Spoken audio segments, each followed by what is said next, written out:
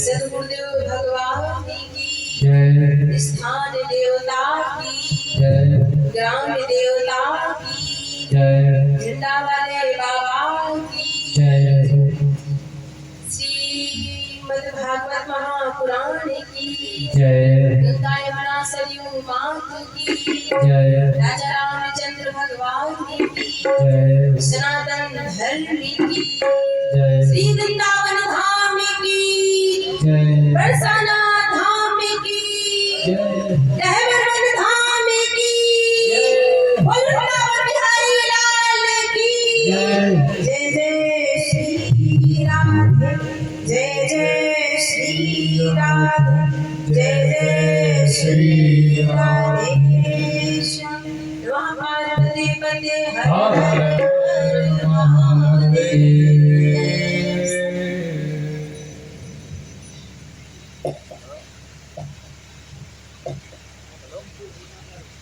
परम मनन में परा परमेश्वर अकारण करुणा मृदुलाले भक्त वांछा कल्प तरु तड़ित विनिंदित पीताम्बर धरी श्री बाल कृष्ण लाल का वांग में स्वरूप श्रीमद् भागवत महापुराण।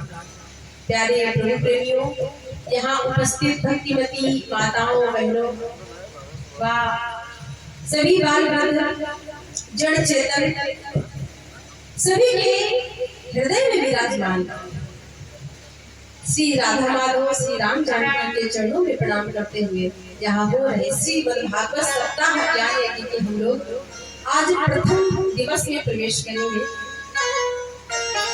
हालांकि काफी विलंब हुआ और प्रायः प्रथम दिवस तो विलंब हो ही जाता है, कोई नहीं,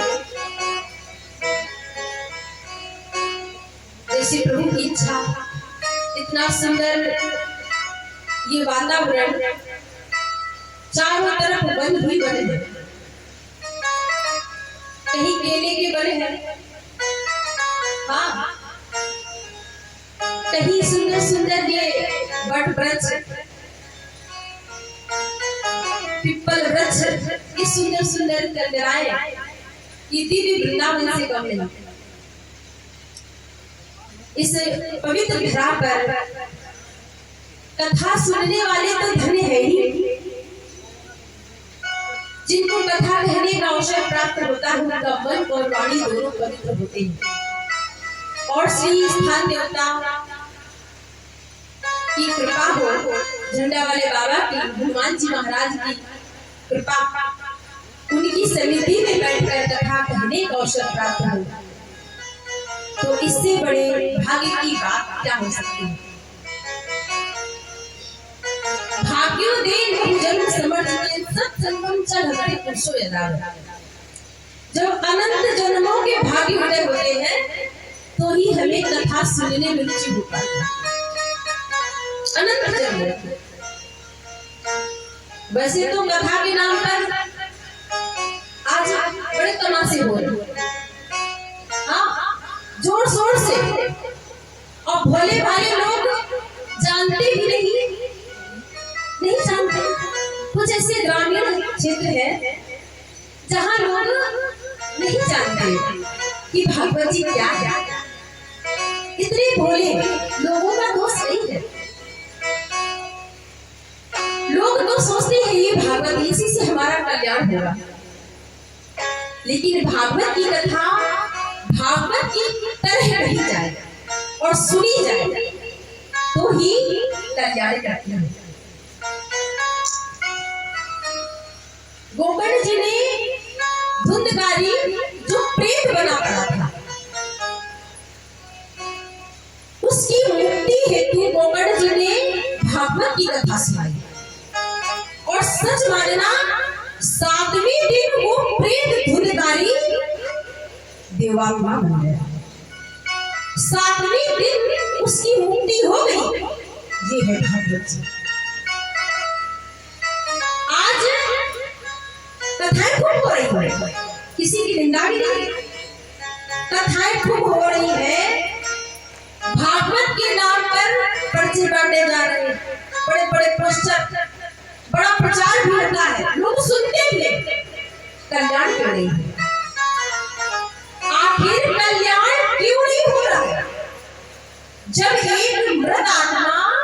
प्रेत आत्मा मरने के बाद में उसका कल्याण हो गया। जो एक आगे आज आएगी महात्मा की कथा में कि धुंधकारी कैसा था, दुरात्मा था, कोई संत नहीं था, कोई वैष्णव नहीं था। कभी उसने एकादशी फलाहार किया हो मैंने नहीं सुना ना। दुष्ट था, वेश्यागामी था, माता पिता की शुद्ध संतान नहीं था। बोलो राधे राधे। और ऐसा प्रेत, ऐसा व्यक्ति मर गया, मरने के बाद में वो प्रेत बना। भागवत जी में आता है प्रेत बना। जो इनके भाई थे गोकर्ण जी, जो गौपुत्र गौ माता के द्वारा उत्पन्न हुए थे, उन्होंने धुंधकारी की मुक्ति हेतु कथा कही और 7वें दिन में उनकी मुक्ति हो गई, उस प्रेत की मुक्ति हो गई। जब उस प्रेत की मुक्ति हो गई तो क्या हमारी और आपकी मुक्ति नहीं हो सकती? हाँ, बिल्कुल हो सकती है। कारण क्या है कि भाव, भाव। कथा कहीं किस निमित्त जा रही है और सुनी किस निमित्त जा रही है, दोनों बातें हैं। जाती रही भावना जैसी और प्रभु मूर्ति देखी तेरे जैसी। कहते हैं 7वें दिन उस प्रेत के लिए, उस धुंधकारी के लिए विमान आया भगवान के यहाँ से। विमान आया और धुंधकारी जो प्रेत आत्मा था वो देवात्मा बन के जैसे ही विमान में जाने लग गया तो गोकर्ण जी ने भगवान के पार्षदों से प्रश्न किया कि ये भेदभाव है। यहाँ तो हजारों लोगों ने कथा सुनी, धुंधकारी के निमित्त कथा हमने कही, किंतु गांव के सभी लोगों ने कथा सुनी और मैंने कही। तो यदि भागवत की कथा सुनने से विमान आता है तो धुंधकारी के लिए विमान क्यों, हम सबके लिए क्यों नहीं? कथा तो सबने सुनी। तो दूतों ने बड़ा सुंदर उत्तर दिया। बोले देखो हजारों लोगों ने कथा सुनी गोकर्ण जी, लेकिन निष्ठा सबने कथा सुनी, किंतु धुंधकारी ने मन को एकाग्र करके कथा सुनी। उसका भाव अच्छा था। धुंधकारी तो चला गया विमान। कहते हैं गोकर्ण जी ने फिर कथा सुनाई, भागवत की कथा, और पूरे गांव के लोगों ने कथा सुनी। 7वें दिन सबके लिए अलग अलग विमान आया। भागवत जी ने कथा सभी जितने भी गांव के लोगों ने कथा सुनी, सबके लिए विमान आया और 7वें दिन पूरे गांव के लोगों की मुक्ति हो गई। सब लोग गए भगवान के धाम और गोकर्ण जी के लिए भी आए। उन्होंने जो कथा सुनाई थी ना, तो भागवत की कथा मुक्ति प्रदान करती, लेकिन निष्ठा से कही जाए और सुनी जाए। दोनों बात, जो नियम श्रोताओं के लिए है वही नियम वक्ताओं के लिए है।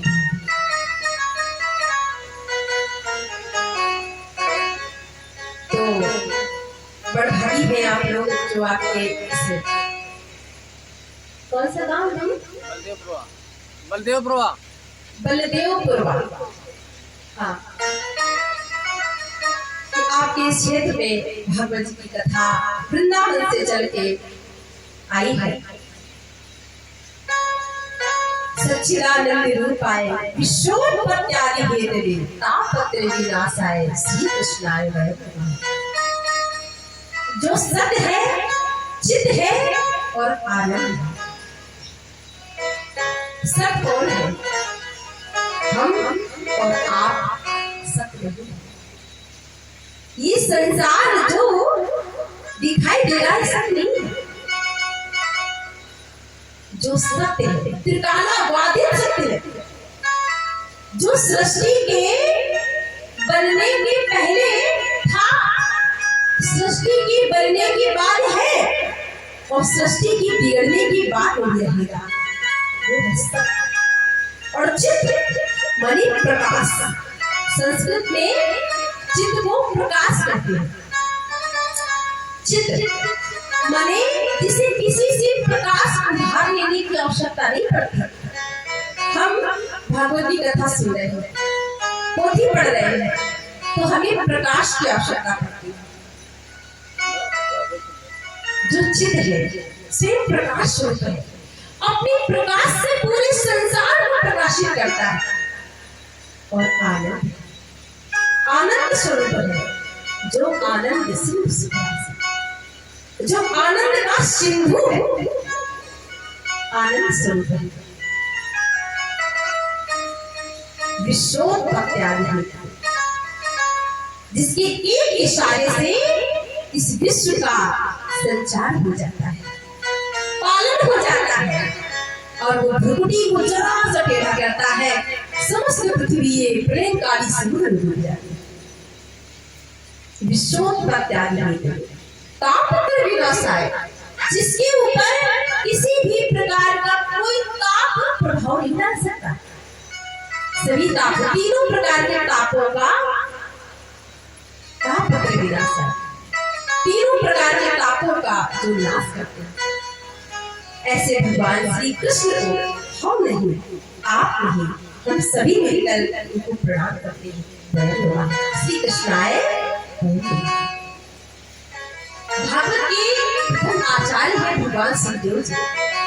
दूसरे श्लोक में उनकी वंदना कराई गई है कि यम प्रवजन्तमपेतमपेति कृत्यम द्वैपायनो विरह गातुर आज भाव पुत्री वितन्मयतया तर्वोभिनेदुस्तम सर्वभूति हृदयम मुनिमान नमस्ते। जो जन्म लेते ही 16 वर्षीय प्रीत होते हैं, जिन्होंने मां के गर्भ में रहकर 12 वर्षों तक भजन किया, जन्म लेते ही वन की ओर गए तो इनके पिता ने आवाज लगाई, पुत्र पुत्र पुत्री तन्मय होकर पुत्र को बुलाया तो वृक्षों से उत्तर मिला, कौन इसका पुत्र? और उनके पिता वेदव्यास जी उन्हें घर न ला सके। ऐसे परम वीतराग सुखदेव जी वही प्रणाम करते हैं। जैसे इस पवित्र धरा पर बैठे हम सभी कथा श्रवण कर रहे हैं, चारों तरफ वृक्षावली है और हमारे पूज्य यहाँ पर झंडा वाले बाबा विराजमान है, माँ भगवती विराजमान है, और भी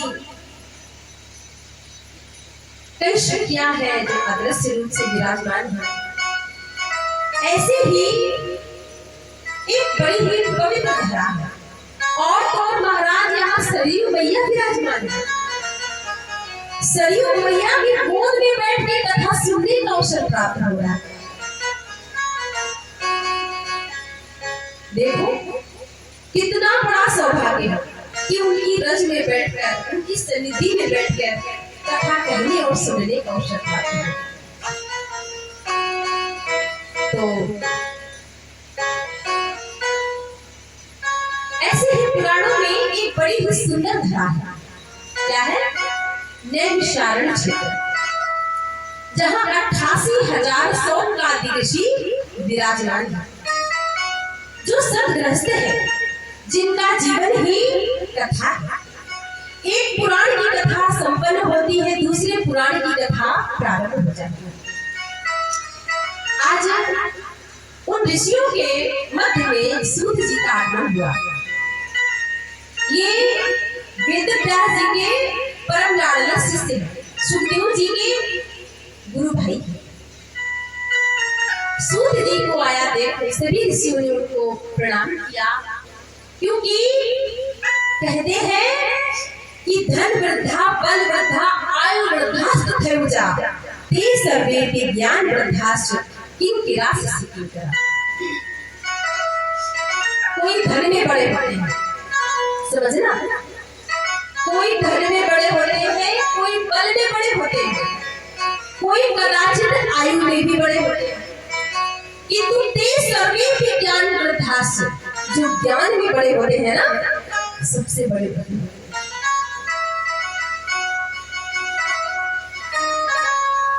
सूत जी ने कहा, मैं तो आपके सामने बालक हूँ और आप लोग मुझे प्रणाम करते हैं। तो ऋषियों ने कहा, देखो सूत जी, कदाचित आप हमसे आयु में छोटे हैं, किंतु आप ज्ञान में बहुत बड़े हैं। आप करोड़ों सूर्य के समान हैं, जो मानव के हृदय में अंधकार रूपी अज्ञान है, उसे दूर करने में आप करोड़ों सूर्य के समान हैं। आप हमें कोई ऐसी कथा सुनाए, जो कथा सुने हम और कष्ट दूर हो जाए संसार और कृष्ण प्राप्ति कर्म शाश्वत साधन, जो कृष्ण से मिलाने वाले हैं। ऐसी कथा आपने सुनाई। देखो हमारा जीवन क्या है, काल प्याल मुख ग्रास त्रास निर्नाश होते। एक बहुत बड़ा अजगर है, जिसने अपने विशाल मुख को खोल रखा है और हम उस मुख के ग्रास हैं, उसके मुख में बैठे हैं। हमारा जीवन सुरक्षित कब तक है, जब तक उस काल ने अपने मुख को बंद नहीं किया। जैसे ही उस काल ने अपने मुख को बंद किया, तो हमारा राम नाम सत्य हो जाएगा, यानी हमारा जीवन उसी क्षण खत्म हो जाएगा। संत के पास जाए तो कभी व्यर्थ की बात ना करो कि हमारी नौकरी लगेगी कि नहीं लगेगी, बहू के बेटा होगा कि बेटी, नहीं। संत के पास जाओ तो एक ही बात करो कि गोविंद कैसे हो, भगवान की प्राप्ति कैसे होगी, क्योंकि हमें सुख मिलेगा हमारे कर्मों से, दुख मिलेगा हमारे कर्मों से, और संत कृपा करेंगे तो हमें गोविंद से मिला।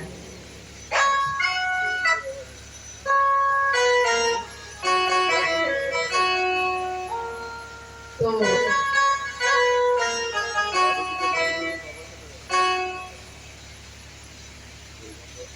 सूत जी कहते हैं, जिस कथा के लिए आपने हमसे कहा है, आप लोगों के अवसर मिला है, आप लोग उसका आनंद लीजिए। जैसा कि हमने कहा ना, जाती रही भावना जैसी, प्रभु मूरत देखी दिल पर, जिस नृत्य से आप सुनेंगे भगवान सब कुछ। हजार नेत्र है मेरे गोविंद के,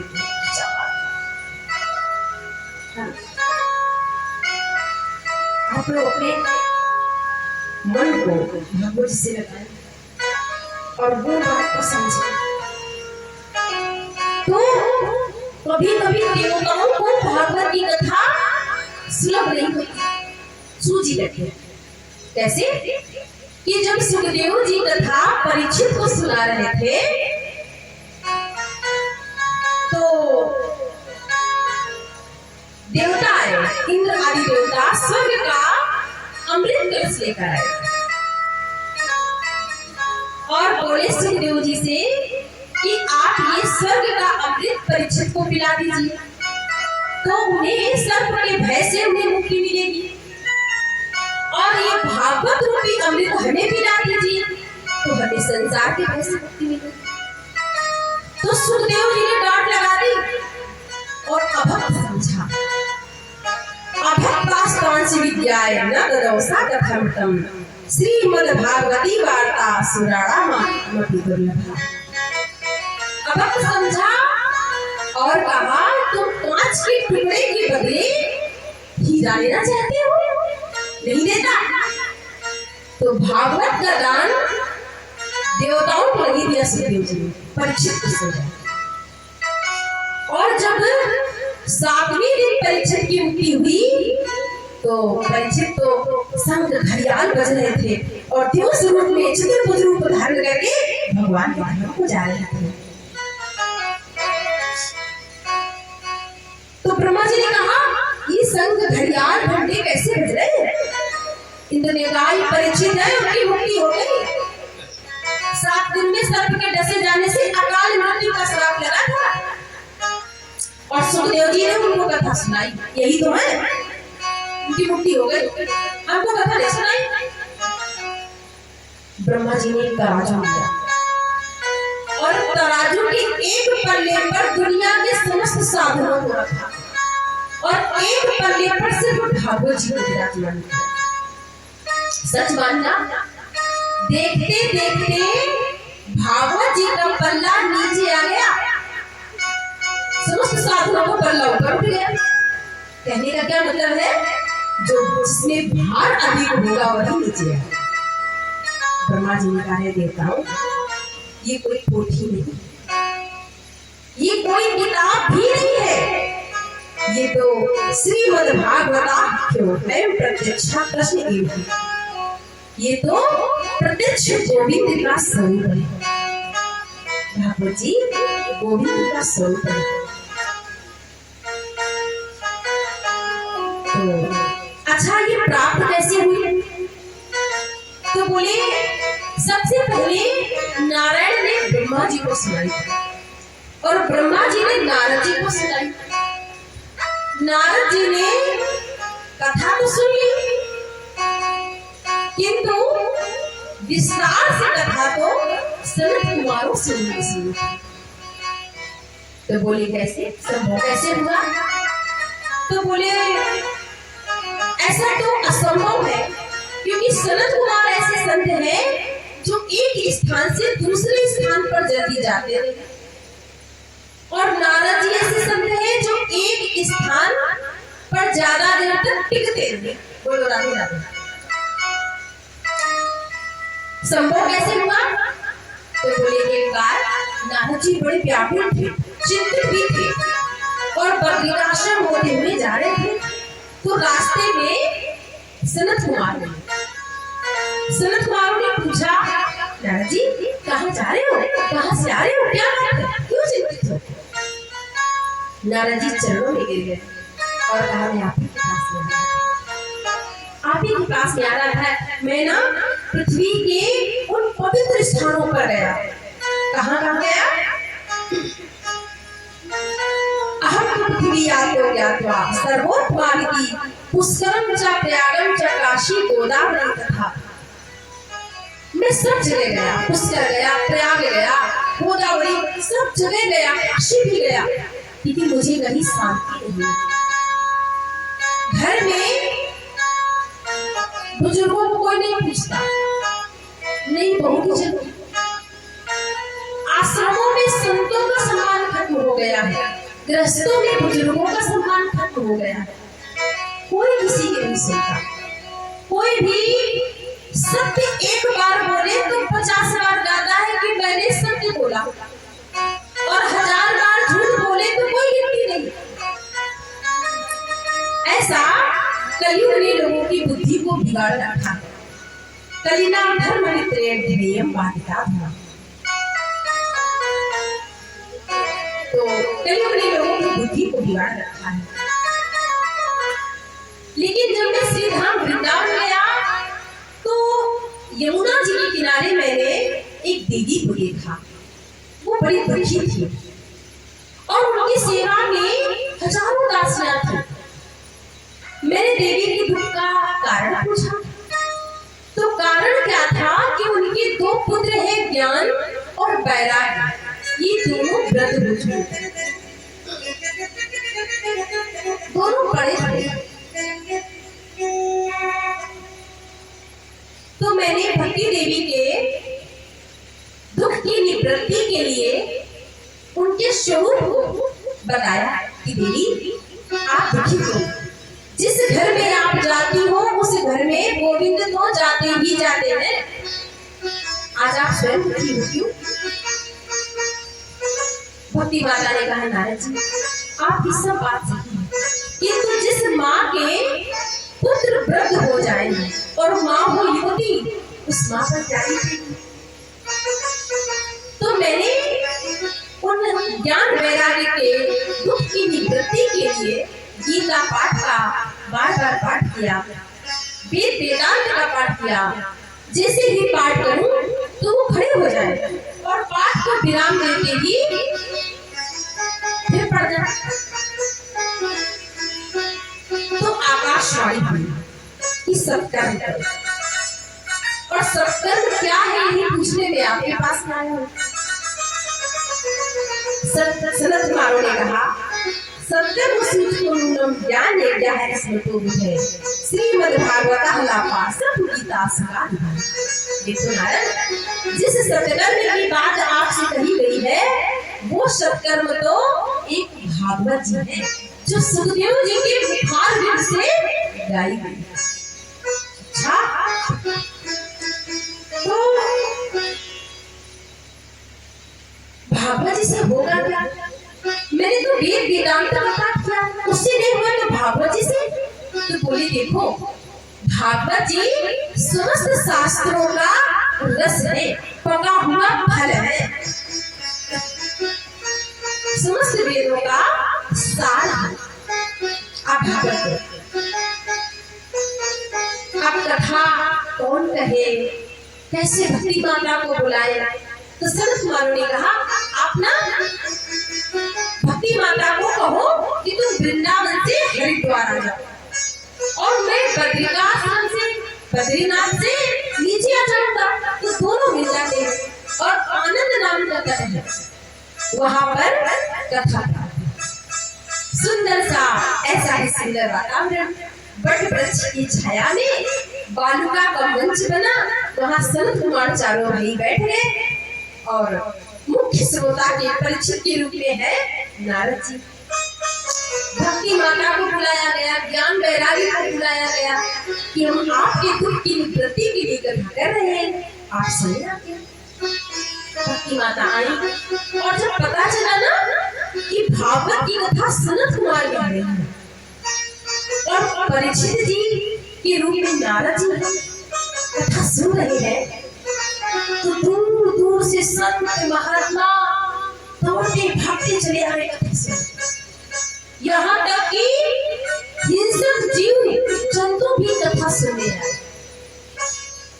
कहते हैं मूर्तिमान संत के रूप में देवता भी बैठ करके कथा सुनते। भागवत की कथा तो देवता भी सुनते। अब जगह की कमी हो गई ना, तो बट वृक्ष की डालियों पर पक्षी बन करके संत बैठ गए। कुछ जैसा वातावरण मालूम हो गया और कथा प्रारंभ हुई। महाराज कथा प्रारंभ हुई तो नारद जी ने एक प्रश्न किया और कहा महाराज कोई धर्मात्मा व्यक्ति भागवत की कथा सुने तो उसको मुक्ति मिलती है। बात आती समझे। क्या कोई दुष्ट आत्मा, कोई दुष्ट व्यक्ति भी कथा सुन के अपने जीवन के कल्याण को प्राप्त कर सकता है? क्या उसे मुक्ति मिल सकती है? तो सनत कुमारों ने कहा नारद जी, ये मानव पाप प्रशस्त सदा सर्वदा सदा दुराचार का विवाद उठा क्रोधा भी दग्धा प्रयास का विधान सप्ताह यकीन करो प्रवृत्ति। जिस मनुष्य ने जीवन में कभी कोई सत्कर्म न किया, दुराचार जिसकी प्रवृत्ति हो, शराबपान करता हो, मदपान करता हो, वेश्यागामी हो, नारद जी मैं तो कहता हूँ जो अपनी माता पिता की शुद्ध संतान भी और पाप करते करते करते करते करते करते जिसकी अकाल मृत्यु हो गई, प्रेत बन के पड़ा हो ना, उसके निमित्त वेदी कथा सुनी जाए तो 7 दिन में भागवत की कथा कल्याण करती।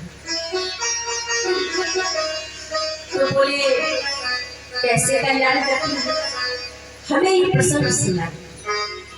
तो कहते हैं कि तुंग भद्रा तटे पूर्व भूत भक्तन मुद्दमम यत्र वर्णः स्वधर्मेण सत्य सत्कर्म परः।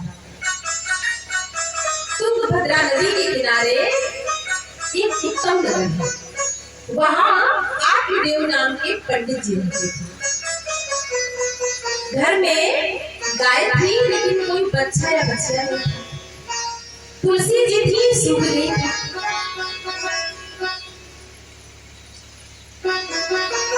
ब्राह्मण से पूछा तो पता चला कि तुम्हारे यहाँ संतान नहीं है ना, इसीलिए सब कुछ है।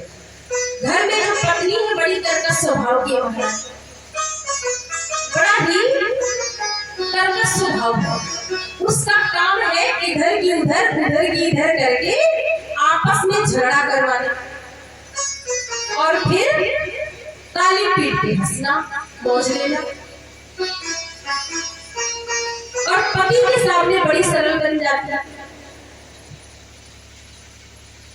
तो पंडित जी बड़े दुखी थे। किसी ने कहा आप यहाँ कोई संतान नहीं है ना, इसीलिए सारी समस्याएं हैं। पंडित जी वन में पधारे। आप क्या करना चाहते थे? संत ने फल दिया और वो फल लाकर अपनी पत्नी को दे दिया। पत्नी ने उस फल को अपनी बहन के साथ में मिलकर गाय को खिला दिया। संत की परीक्षा लेने के लिए देना, मुझसे बहुत सारा फल ले जा। और महाराज कुछ समय पश्चात बहन के पुत्र को लेकर पति को दिखा दिया कि मेरा बालक मैंने जन्म दिया। आप जी तो भोले भाले थे बेचारे, नाम रखना चाहते थे परमात्मा देव। दूसरी ने कहा अच्छा जन्म दिया मैंने, गर्भ में रखा मैंने, और नाम रखोगे अपने नाम का? नहीं, मेरा नाम है धुंधली तो इसका नाम होगा धुंधकारी। महाराज इकलौता बालक है। पहले कंचे, छोटी गोली फिर बड़ी गोली, पहले छोटी चोरी फिर बड़ी चोरी, धीरे धीरे दुष्ट प्रवृत्ति हो गई। अब माँ से मांगता तो माँ दे देती, इकलौता ही तो है, ले जाते रहे। धीरे धीरे वो घर का धन सारा ले गया, फिर चोरी करने लग गया, डाका डालने लग गया। महाराज आत्मदेव जी रुदन कर रहे थे, रो रहे थे। गौकर्ण जी आए। गौकर्ण जी से अपने मन की सारी व्यथा कही। बेटा मैं घर में रहूं तो रहूं कैसे? मेरे मंदिर जैसे घर को दुष्ट धुंधकारी ने नरक का अड्डा बना दिया। वन में जाऊं तो जाऊं कैसे? इतना प्रबल वैराग्य नहीं, क्या करूं? कहाँ जाऊं? गौकर्ण जी ने कितना सुंदर उत्तर दिया। कहा पिताजी पहले तो आप अभिमान त्यागिए कि मैं देव देहेष्टिमान सुरुधिरे अभिमतिम त्यजतम जाया श्रुता दिसु सदा ममताम विमुञ्च पश्चानिशं जगदिदं क्षणभङ्गनिष्ठं वैरागरागरश्को भोगनिष्ठम्। मैं ये हाड़ मांस का शरीर हूँ, इस भाव को आप त्यागिए। हाड़ मांस का शरीर मैं हूँ, यदि शरीर में हूँ तो इसे मरने नहीं देना चाहिए, तो मर जाता। सोचिए क्या मैं आंखें हूँ? यदि आंखें हूँ तो चश्मा क्यों लग जाता? यदि मैं कहूँ कि मैं शरीर हूँ तो कम से कम इसे मरने तो नहीं देना चाहिए। शरीर फिर भी मर जाता है। शरीर की सिर्फ 3 गतियां होती हैं। जला दोगे तो 4 मुट्ठी राख मिलेगा, गाड़ दोगे तो कीड़े खा जाएंगे, सड़ जाएगा, फेंक दोगे तो शेर शिकार खा के विष्टा कर देगी। शरीर की चौथी गति कोई नहीं होती। मन से पूछो, अपने आप से पूछो कि मैं कौन हूँ? मैं आखिर फिर कौन? एक ये यही उत्तर मिलेगा कि चल रे हंसा अमर मुख को यहाँ कोई नहीं तेरा है। जग वालों का हुआ अंधेरा, अपना हुआ सवेरा। कोई किसी का नहीं, जब शरीर ही अपना नहीं, संसार में कौन किसका होता है? इतना प्रबल वैरागी हुआ। अब कहा पिताजी आप कहते हो कि वन में जाऊं तो जाऊं कहते, देखो वन में जाने से यदि भगवान मिलते तो शेर का तो जन्म ही वन में होता है। वन में चले जाए, भभूति रमा ले, जटाएं बना ले, भगवान मिल जाते तो शेर को पहले मिलते। शेर का तो जन्म ही वन में होता है। वन में जाने से कुछ नहीं होगा, अपने मन को ही वन बनाओ। इतना प्रबल वैरागी हुआ कि घर छोड़कर रात में ही चले गए। आप नहीं, अब धुंधकारी माँ को मारने पीटने लग गया तो माँ को चली गई, कूद गई, मर गई। चार वेश्याओं को ला करके धुंधकारी ने घर पे रख दिया और कौकर्ण जी तीर्थ में चले गए। महाराज एक बार क्या हुआ, जो वेश्याएं थी बड़ी खतरनाक थी, धुंधकारी का सारा धन को ले लिया और विचार करने लगी कि ये कई बार चोरी में पकड़ा गया है और इस बार यदि पकड़ा गया तो हम सभी पकड़े जाएंगे। तो धुंधकारी का सारा धन ले लिया और सोते हुए धुंधकारी के मुख में अंगार भर दिया, चलते हुए अंगार। बुरे कर्म का बुरा नतीजा। कहते हैं कि जो हम करते हैं तो कोई देखता नहीं है ना, सजा पनिशमेंट सबको मिलती है। प्रकृति किसी को बख्शती नहीं है, प्रत्येक कर्म का फल होता है, प्रत्येक कर्म का। आप किसी के साथ में अच्छा करोगे तो आपको अच्छा फल मिलेगा, देर से सही मिलेगा। किसी के साथ आप छल करोगे, धोखा करोगे, गलत व्यवहार करोगे तो सूद समेत मिलेगा। प्रकृति किसी को बख्शती नहीं, किसी को नहीं छोड़ती। प्रत्येक कर्म का फल होता है, चाहे कोई भी इतिहास गवाह इसका, शास्त्र प्रमाण है इस बारे में।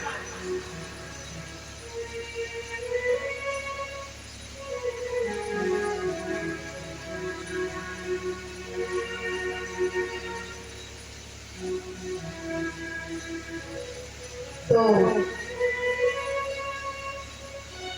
कौकर्ण जी तीर्थ चले गए थे, उनको पता चला कि धुंधकारी की मृत्यु हो गई। और कैसे? वेश्याओं ने उसी आंगन में उसे गाड़ दिया था, प्रेत बन के पड़ा था। तो धुंधकारी के निमित्त उन्होंने श्राद्ध तर्पण गया जी में कर दिया था। किंतु एक बार कौकर्ण जी गौपुत्र है, घूमते हुए पंडित जी के गांव से निकले तो मन में विचार आया कि मेरी जन्म स्थली है, पंडित जी का घर है, क्यों ना आज रात्रि यही करूं और सुबह गांव के लोगों से मिलेंगे। आज कौकर्ण जी भजन कर रहे थे। कहते हैं जब संसार सोता है तो साधु जागते हैं, भगवान का चिंतन करते हैं, प्रभु का चिंतन कर रहे थे, माला कर रहे थे।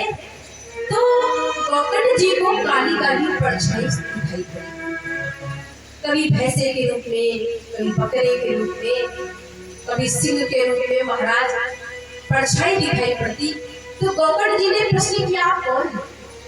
और जैसे ही अभिमंत्रित करके जल छींका तो धुंधकारी सामने आ गया और कहा भैया मैं धुंधकारी आपका भाई। गौकर्ण जी ने कहा भैया प्रेत बन के पड़े हो और तुम्हारे निमित्त तो मैंने गया जी ने श्राद्ध तर्पण किया था, पिंडदान किया था। धुंधकारी ने कहा देखो आप एक बार नहीं 1000 बार मेरा तर्पण करो, पिंडदान करो, कुछ नहीं होगा, क्योंकि मैं छोटा मोटा पापी नहीं हूँ, मैं बड़े वाला पापी, बहुत बड़ा वाला। भैया देखो आप तो मेरे भाई हो और इतना विद्वान जिसका भाई हो वो प्रेत बन के पड़ा हो, कितने दुर्भाग्य की बात है भैया। आप ना मेरी मुक्ति के लिए कोई उपाय करो। गौकर्ण जी ने कहा तो घबराना मैं करूंगा। भुवन भास्कर सूर्य भगवान को प्रणाम किया और सूर्य भगवान ने कहा कि श्रीमद् भागवतान मुक्ति सप्ताहों वाचन करो, तुम ना धुंधकारी के निमित्त भागवत की कथा करो। और गौकर्ण जी ने गांव के सहयोग से कथा करी। सुंदर सा व्यास मंच बना, माता बहनों ने गाय के गोबर का चौका लगाया, सुंदर सा मंच बना, तुलसी जी की स्थापना हुई, केले के खम्भ की स्थापना हुई और वेदियों की स्थापना हुई, रुद्र कलश पितृ कलश विधि विधान से उन्होंने कथा प्रारंभ की और एक आसन धुंधकारी के लिए बिछाया कि आप कहीं हो कथा सुनो। कहते हैं वायु से तो कथा के मंच के बगल में ही एक सप्त ग्रंथि का बांस पड़ा, उस पे धुंधकारी बैठा और पहले दिन की कथा जैसे ही संपन्न हुई तो उस बांस की एक ग्रंथि फूटी। दूसरे दिन की कथा प्रारंभ हुई और जैसे ही विश्राम हुई दूसरी ग्रंथि फूट गई। ऐसे ही 1 2 3 4 5 6 7 ग्रंथियां फूट गई और 7वें दिन धुंधकारी जो प्रेत था वो देवात्मा बन गया। आगे की कथा हमने आपको सुन कराई और वो भगवान को गया। तो मुक्ति क्या है, विमान क्या है? भागवत की कथा सुन के हमारे जीवन में मान अभिमान दूर हो जाए।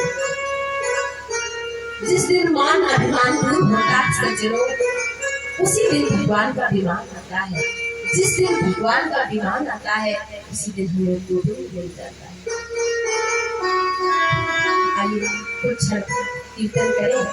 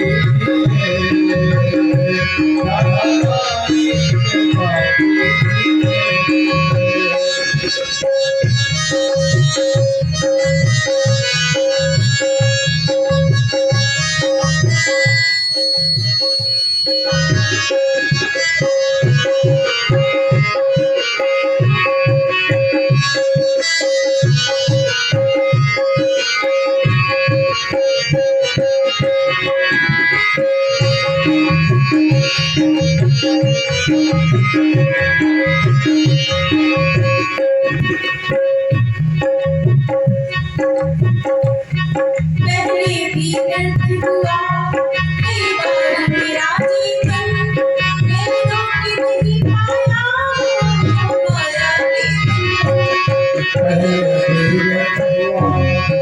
बार मेरा जीवन मैं रोक नहीं पाया मोह माया के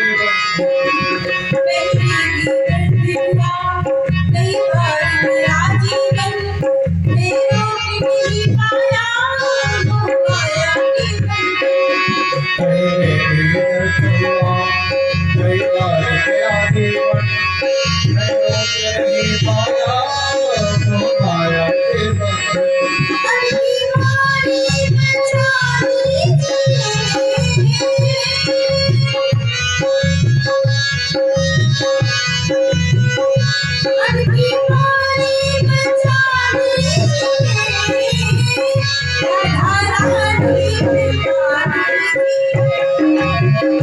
राधा रानी के पापी राधा रानी के पापी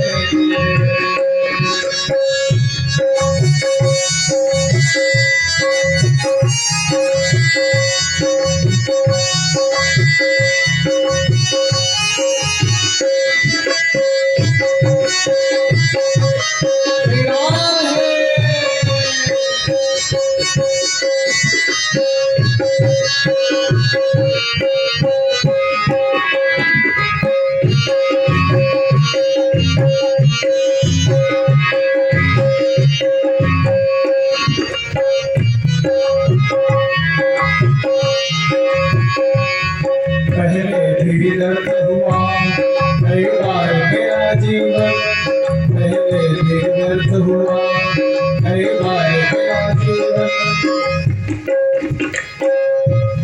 मैं रोक नहीं पाया माया के बंधन मैं रोक नहीं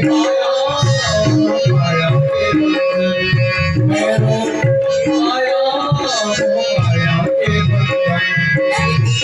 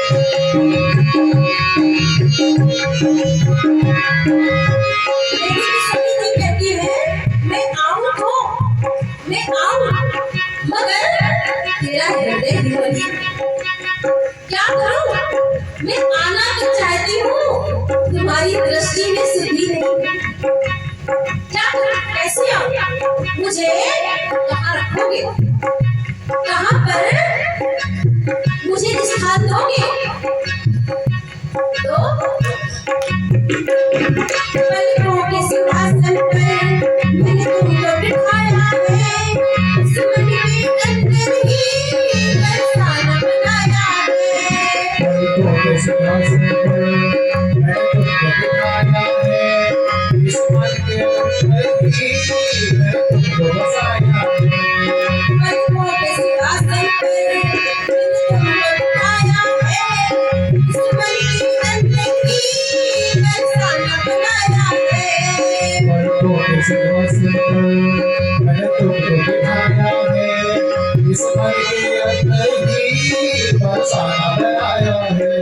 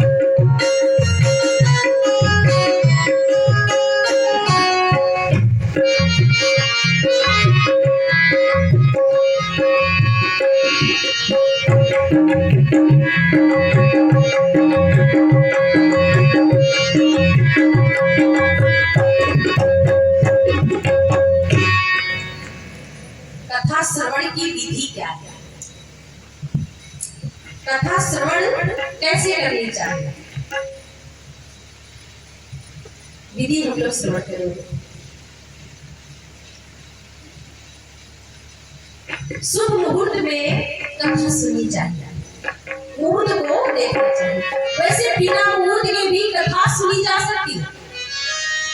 जिस दिन प्रभु की कथा प्रारंभ हुई हो गई ना, वही शुभ मुहूर्त है, वही शुभ मुहूर्त है। तो कोई मुहूर्त की भी इतनी विशेष आवश्यकता नहीं है। जिस दिन भागवत जी को विराजमान करे तो पोथी जी को भागवत जी को सिर पर विराजमान करके लेकर आए, कलश यात्रा धूमधाम से निकाले। कहते हैं विद्वान ब्राह्मण के द्वारा कथा सुननी चाहिए। हो सके तो 5 ब्राह्मणों को संस्कृत के मूल पाठ के लिए बिठाएं, कुछ संगीत आदि की व्यवस्था करें, जिसमें बीच बीच में कभी शंख बजाए, कभी घड़ियाल बजाए, कभी कीर्तन कराए, ताकि कुंभकर्ण की पत्नी श्रीमती निद्रा देवी भक्तों के सिर पर विराजमान रहे। बोलो राधे।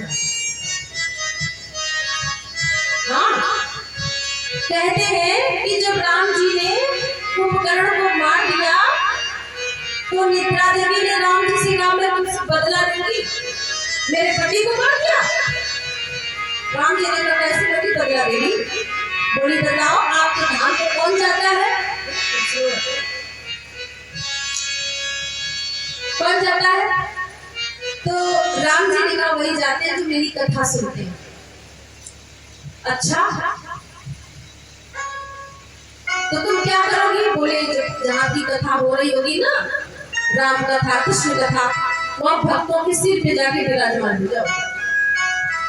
पंडित जी कथा सुनाएंगे और भक्त झोंका लेते, ना कथा सुनेंगे ना तुम्हारे धाम जाएंगे। काला लखंड करा दिया राम जी तुम्हारे धाम में, तो मेरा नाम निद्रा देवी है। राम जी ने कहा, देवी बात तो ठीक है तेरी, लेकिन सुनो, मैं भी एक काम कर देंगे, हम भी कर दिया करेंगे। क्या? कि बीच बीच में कीर्तन करवा दिया, बीच बीच में जय श्री राम, जय श्री कृष्ण, राधे श्याम जयकारा लगवा दिया। तो भक्तों के सिर पर जो निद्रा देवी तुम आओगी ना, तो दूर चली जाओ। और फिर जो मेरी कथा होती है, कीर्तन होते हैं, तो भक्त खड़े होकर नृत्य करने लगते हैं, कीर्तन करने लगते हैं। अब तुम कैसे आ पाओगे? जरूर आती निद्रा देवी कथा में। हाँ, तो सावधान होकर कथा सुननी चाहिए, त्रुटियां नहीं देखनी चाहिए। व्यास जी ने ये प्रसंग तो सुनाया, इसको सुनाए नहीं, मंच कैसा बना, ये कमियां नहीं देखनी चाहिए। श्रोता बन के कथा सुनो, श्रोता बन के कथा सुनो, सरोता या श्रोता बन के नहीं।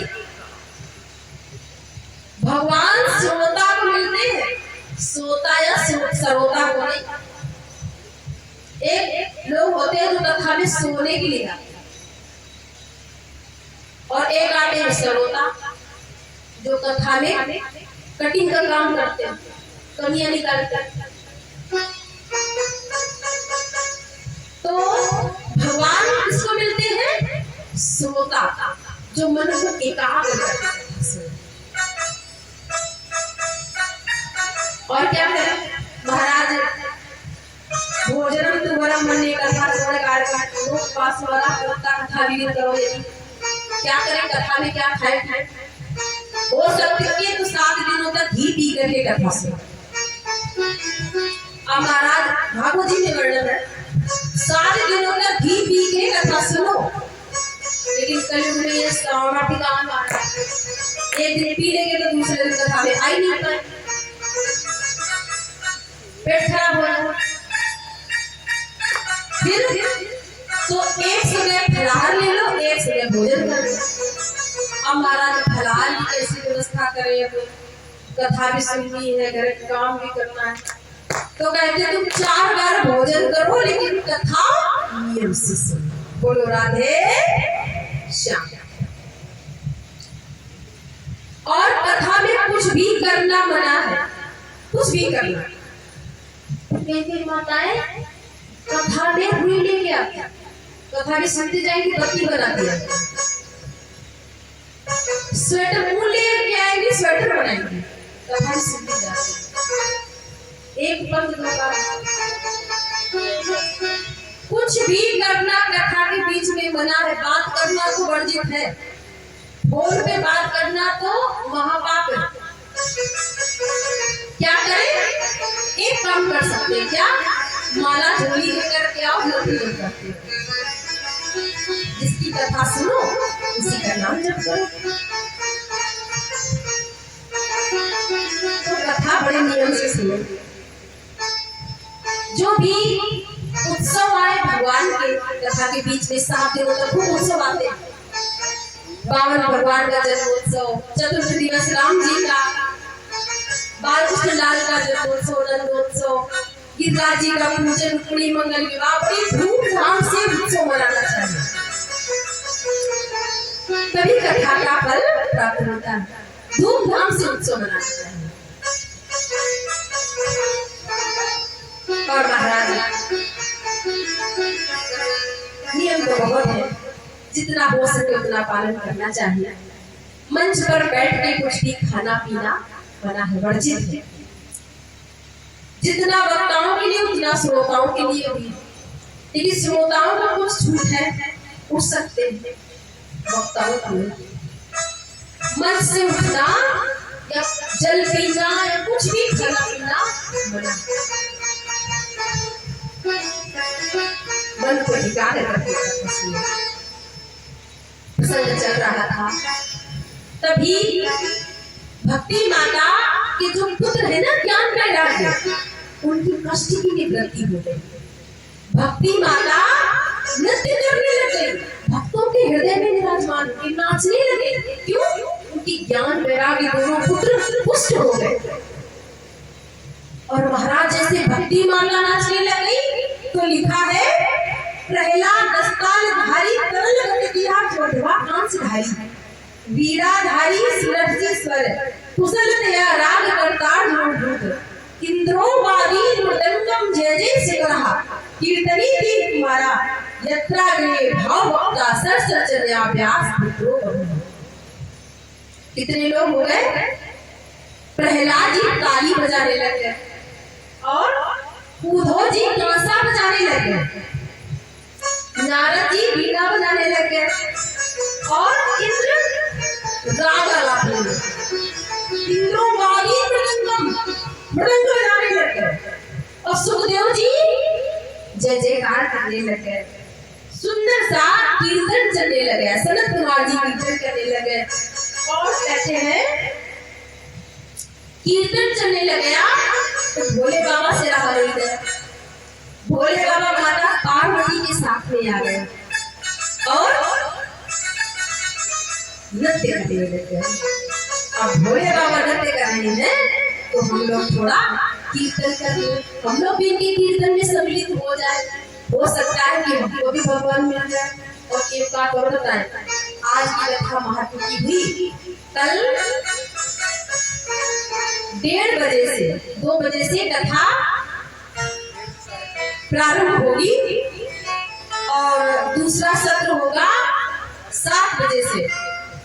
तो आप लोग समय का ध्यान रखें और अपने आसपास के लोगों को लेके आना। कहते कथा खुद तो सुनो, पड़ोसी को भी लेके आओ तो ज्यादा पुण्य मिलेगा। तो कथा स्मरण करेंगे, आइए कीर्तन करते हैं। राधे कृष्णा राधे कृष्णा कृष्णा कृष्णा राधे राधे राधे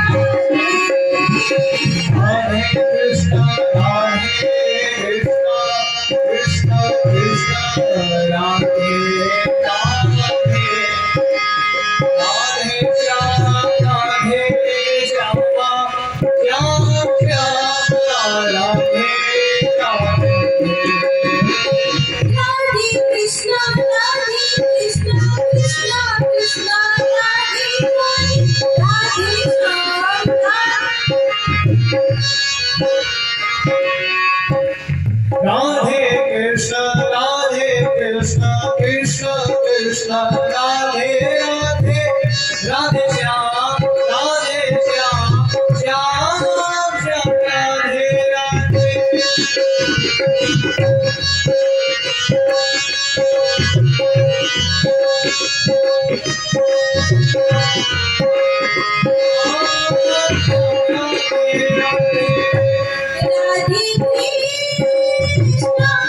राधे कृष्णा कृष्णा कृष्णा राधे राधे राधे राधे श्याम राधे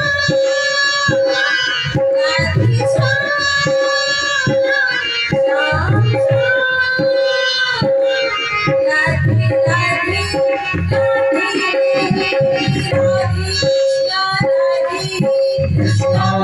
कृष्ण कृष्ण राधे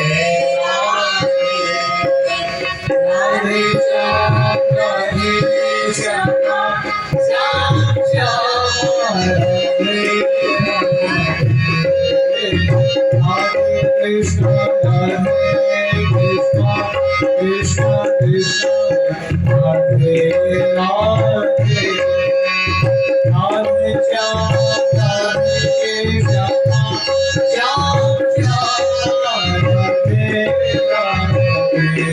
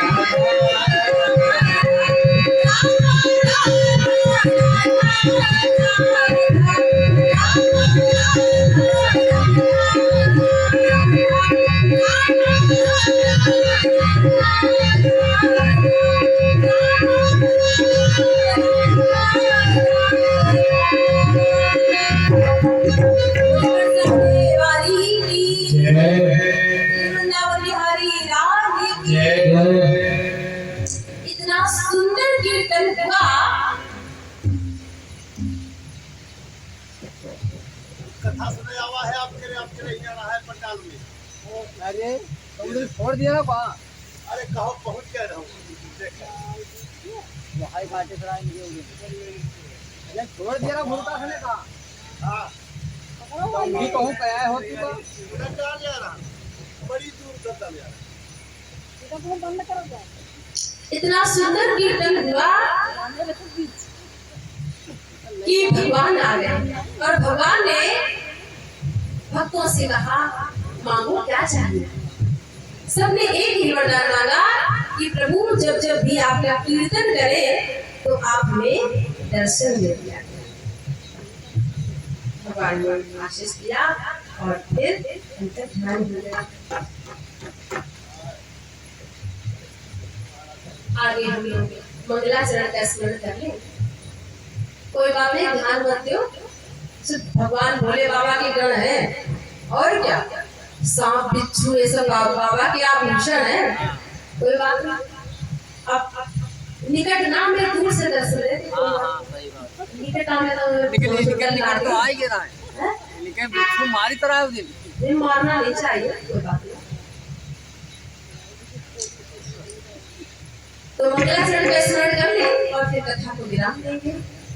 कल सभी लोग स्थान पर विराजमान हुआ और कथा शुरू करें। जन्माद्यस्य तोन्मयादि दर्पश्चाते सुविद्या सुराट तीनी ब्रह्म घटाया आदि कवि मुह्यन्ते सूर्यः तेजो वायुर्मदान यथा विनिमयो यत्र सर्गो उषा धाम्ना स्वेन सदा निष्कल्पम सत्यम परम धीमहि। मंगलाचरण में सत्य की वंदना आदरणीय श्री वेद व्यास जी ने गाई। इसका अर्थ हम लोग कल श्रवण करेंगे इस श्लोक का और अब हम भगवत जी की आरती गाएंगे। कदाचित आप लोग भी अधिक परिश्रमित हैं, थके हुए हैं और कल आप लोग अपने समय का ध्यान रखें। आइए सब लोग मिलकर भगवत जी की आरती करते हैं। बोली कृष्ण लाल की जय, श्री राधा रानी सरकार की जय हो, स्थान देवता की जय हो, राम देवता की जय हो, वेद मई सर्वमयी गौ माता की जय हो, भारत माता की जय हो, हिंदू सनातन धर्म की जय हो, जय जय श्री राधे, जय जय श्री श्री राधे।